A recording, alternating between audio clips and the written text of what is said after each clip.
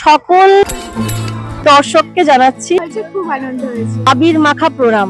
নমস্কার বন্ধুরা, classic dance একাডেমির উদ্যোগে প্রভাত ফেরির অনুষ্ঠানের শুরুর কিছুটা দৃশ্য আপনারা দেখেছেন। এই পথপরিক্রমা আনন্দের সঙ্গে প্রবেশ করে সোনাতলা মা সিদ্ধেশ্বরী মন্দির প্রাঙ্গণে। মা সিদ্ধেশ্বরীর কাছে আবারও শুরু হয় এই রঙের আনন্দের রঙিন নৃত্য প্রদর্শনী।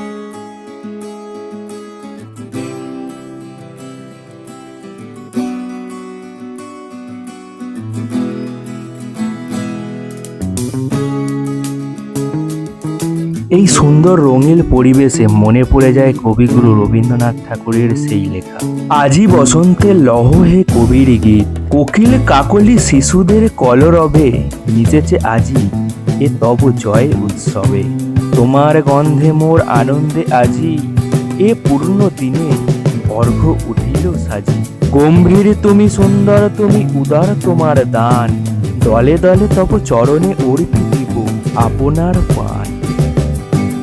একটু একটু করে রঙিন এই রথযাত্রা প্রবেশ করে গড়ভবানীপুর বাজার প্রাঙ্গণে। আবারও বলে রাখি, এই এত সুন্দর অনুষ্ঠান আয়োজনে ক্লাসিক ডান্স একাডেমি তথা সুমনা বনু, তাই ওনাকে জানাই অসংখ্য অসংখ্য ধন্যবাদ। পরবর্তী সময়ে আরো সুন্দরভাবে আরো বৃহৎ আকারে এই অনুষ্ঠানটি পরিচালনা করুন।